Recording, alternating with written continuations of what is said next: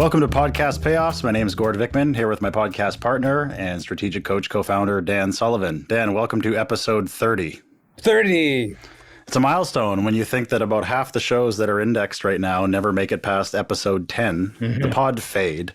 30 is an accomplishment. It's the little show that could, and it's growing, and it's fun to do. So here we are at number 30. That's 30 months. Yeah, well, lots of things change, and so that's worth talking about. And you change your thinking about what the medium is doing for you, and that's worth talking about. And it's forever. I can't see a time in the future when this won't be a valuable way to communicate. It's unlimited because there's no bandwidth. So if you got something to say and you got an audience who wants to hear it, and they tell their friends, it's going to grow. If you're paying attention to your audience, you're finding out what they're interested in and whether you have any insights into having them look at things differently and in a more useful way.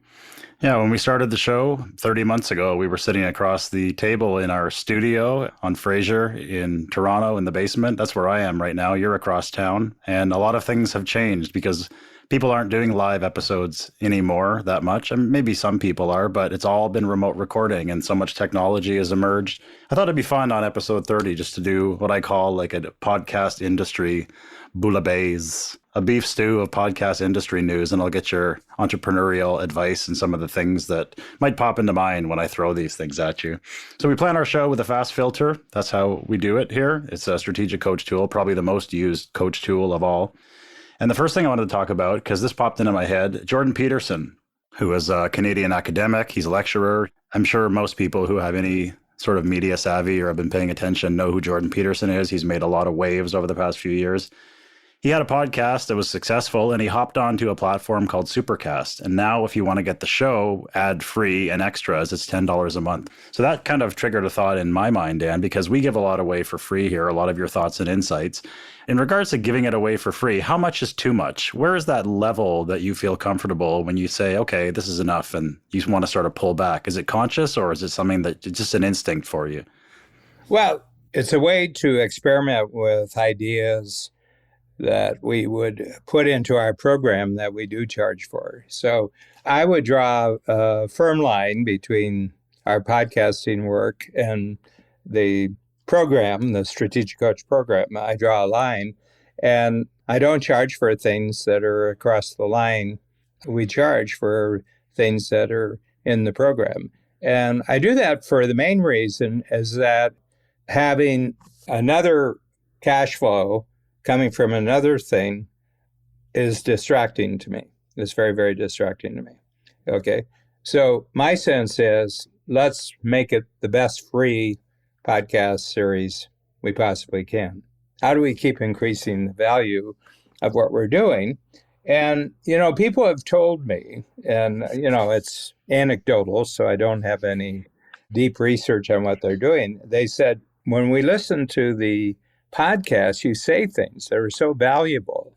It makes us think, what's the stuff like that you actually charge for? Because the stuff you give away for free is fabulous. So, and that's a strategy. That's the strategy. But I don't bring my leftovers here or anything. Any activity that I do, developing some ideas, and in a podcast, I'll just start explaining where I am with the idea right now because I'm looking to see if this is an idea that can go into our program. So, I think that if you can keep an activity that you're doing it because you love doing it, and it doesn't have to justify itself monetarily, I think you can do it for a lot longer. Is there any reason or? Yeah, because you love doing it. Yeah. And it's just kind of there and it'll go on indefinitely. Yeah. Because in a way, I guess Coach is a subscription model. I don't know if it's ever been described that way before, but every year the clients write a check and then they come in and they get not only access to the old content, but new content. So it fits very nicely into that box of a subscription. It's a subscription service with new things that are always emerging because you never stop creating tools. Yeah. We're never going back and doing things with clients and workshops that they did 5 years ago, 10 years ago, or even 2 months ago. Just kind of a never ending cycle. It's a different philosophy, I guess. If there's money to be made and people want to purely monetize that show, and a subscription will allow them to earn hundreds or thousands or perhaps hundreds of thousands, maybe even millions of dollars, then that's the route that they're going to go. But we use our shows in a different way to sort of warm people up to the ideas and your thought processes and what we're doing in Coach, and then bringing them in. Mm-hmm. It's a different way to monetize, right? People have asked me before, well, I do have conversations with clients and they're talking about monetization. And first of all, most advertisers don't want to talk to you. If you don't have 40, 50,000 downloads per episode, you're not going to get the mattresses. You're not going to get the energy drinks.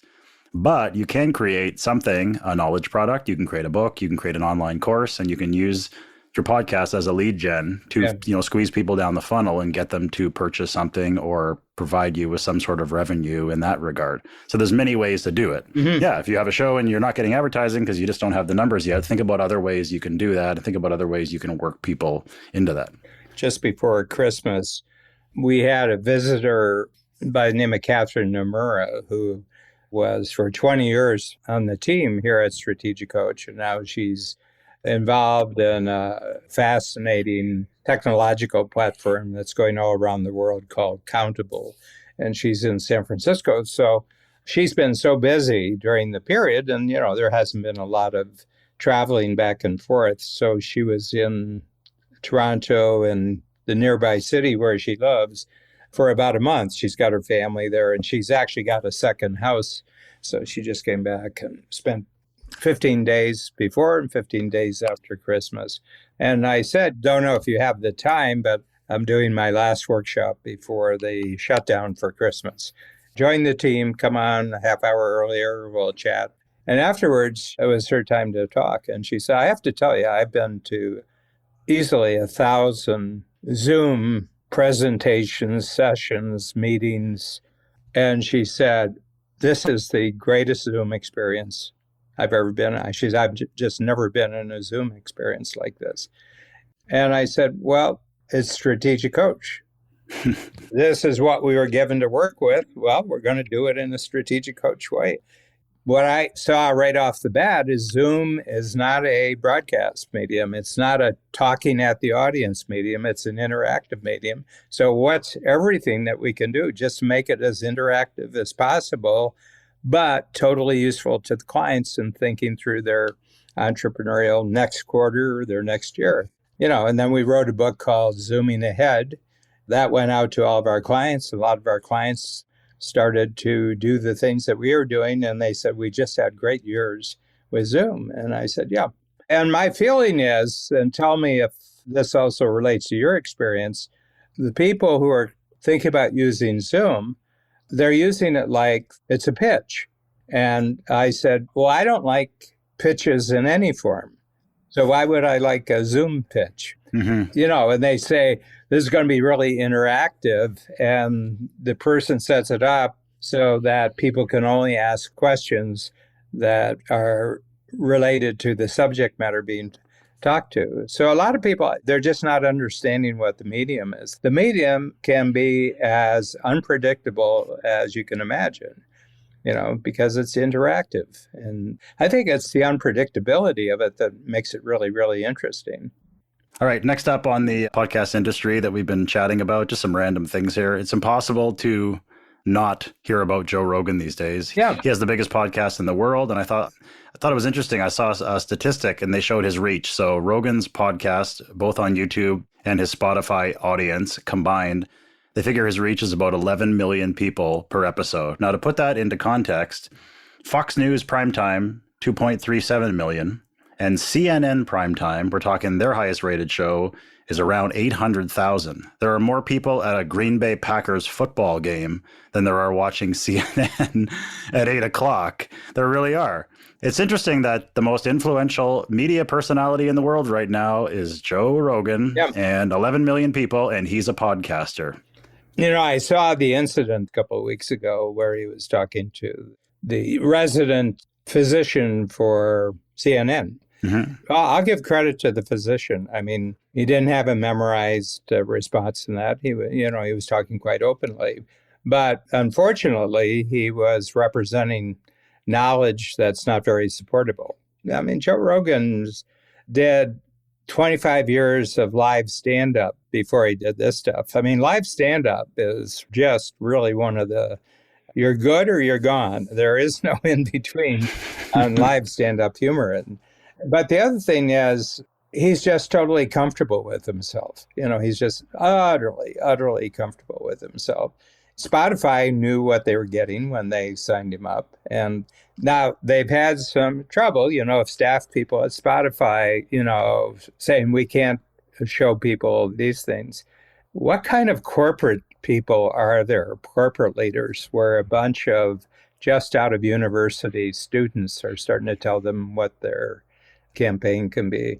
I think that the same people who were making life unbearable in universities are now joining corporations and making life unbearable, and they represent about 5%. The corporation that just decides to have a Monday morning house cleaning of all the people who think that business is something besides just doing what the business is, and says, okay, you're gone, here's $5,000, don't be here.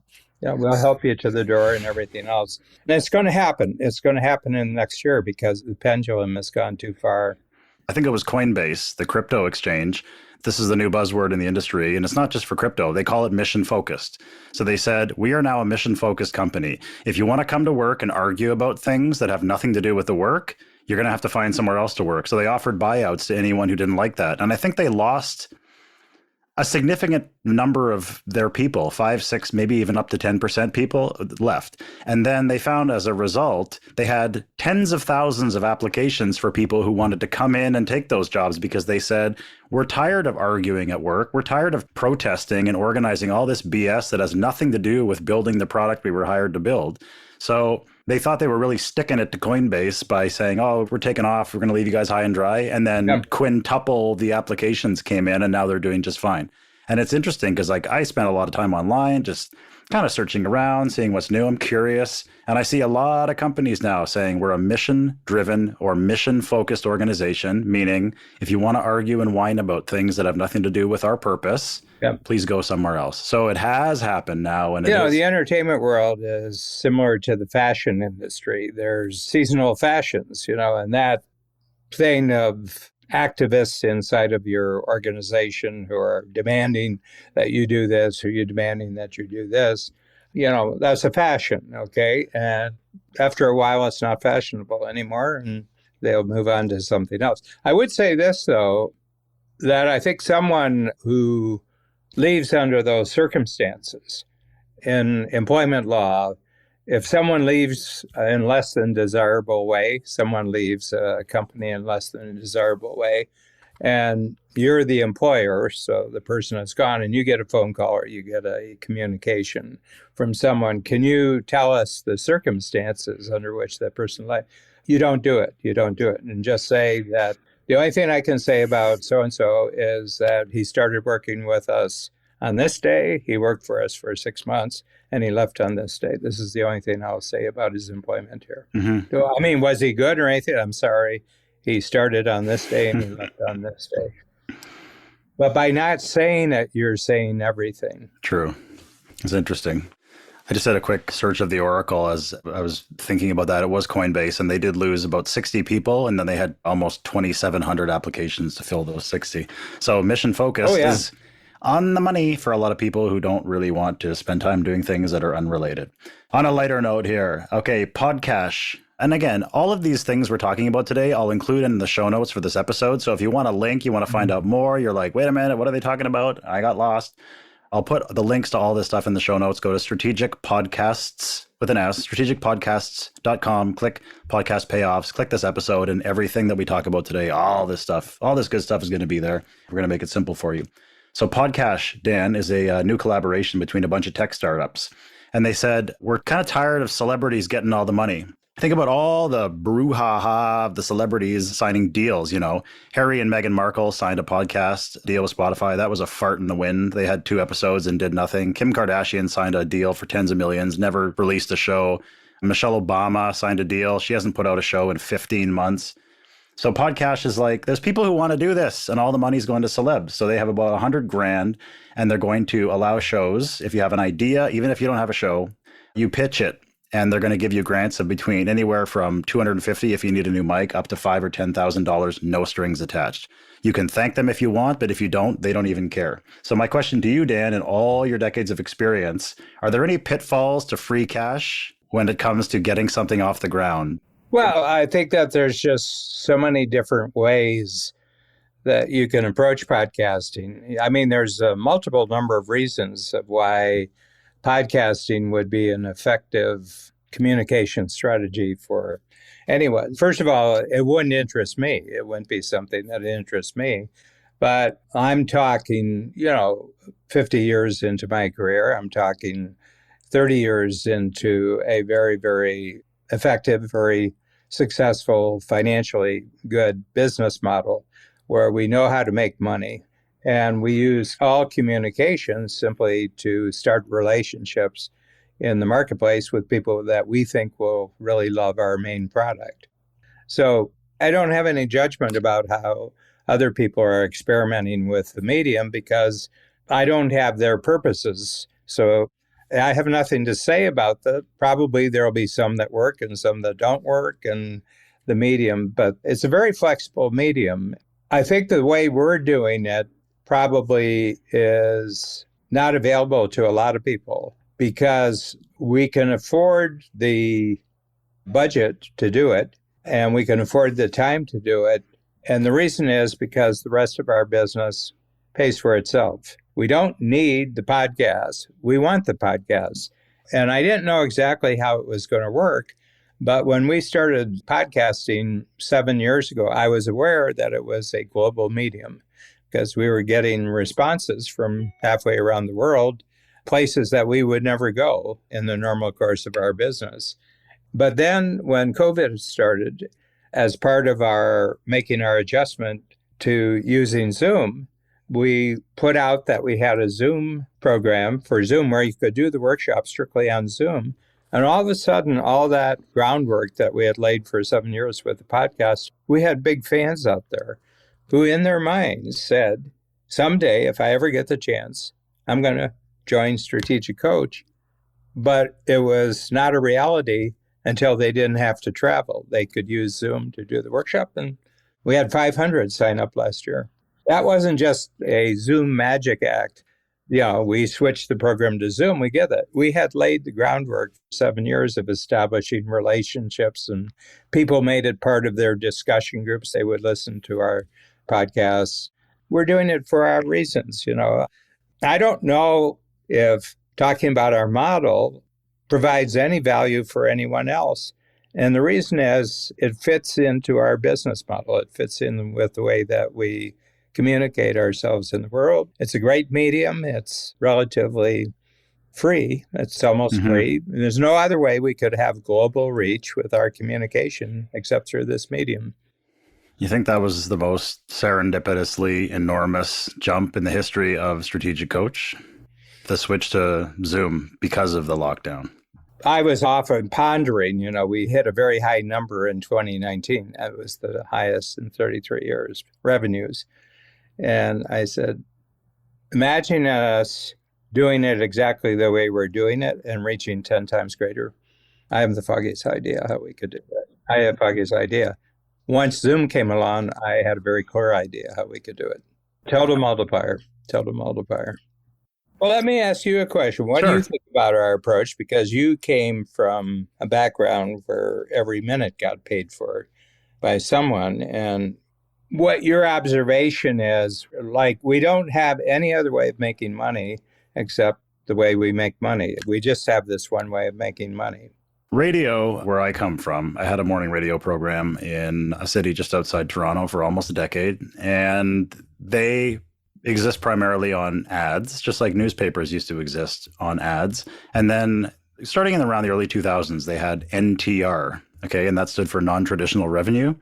And back then, this is going to blow some minds, but advertising on the website was a throw-in. It was called NTR. So people would buy their package for on-air stuff, and then they'd say, we'll give you a banner on the website. We'll just toss that in. Fast forward maybe a decade later, the revenue that they were earning from web presence and web campaigns was starting to eclipse the money they were making from ads. So people wanted campaigns online.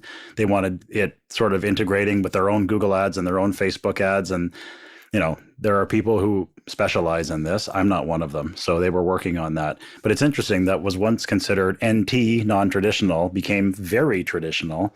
Yeah. Because they saw the writing was on the wall, that people were not advertising on the radio. If you want to market to someone, the old adage, go where they go, do what they do. Mm-hmm. That's why when you're at the beach in the summertime, you see the heavily signed up van from the rock station with all the vinyl decals on it, and they're throwing water bottles out and they're throwing T-shirts because they're going where the young people go and they're doing what they do. Mm-hmm. Now, if you want to reach people, you're on Google, you're on Facebook, you're on Instagram, you're on TikTok, because people are not listening to radio like they used to. And it's just, throwing back to what we were talking about, you have the legacy media. They can't compete with Rogan anymore because CNN and even Fox are not available like he's available, where you get to choose when you listen to Rogan because you can listen to it on your own time. You can listen to him live if you want, but there's always replays, right? My whole thought on that, Dan, I think we're doing what we do very well, and we have a very clear focus of what we're doing. We get approached from time to time, people who have businesses, companies, they want to advertise on our show. The answer is always a very polite no. We're not accepting. They're like, well, you're leaving money on the table. You're leaving thousands of dollars on the table. Why don't you put this ad in front of Inside Strategic Coach? Why don't you put this ad in front?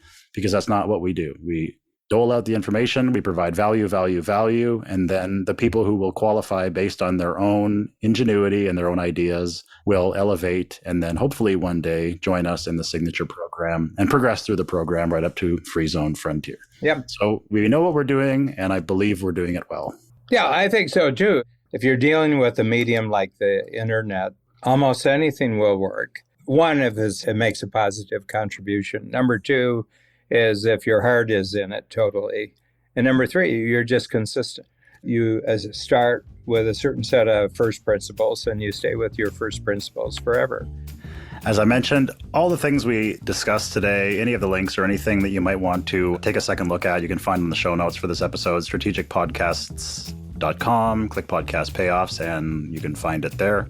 If you like the episode, please tell one friend, tell two friends, tell 5 friends. And if you got value out of it, you could be a hero today by sharing it with one person who could benefit from the things that Dan and I were discussing. Dan, it's been a pleasure as always. Thanks so much, and on to the next. Thank you very much, Gord.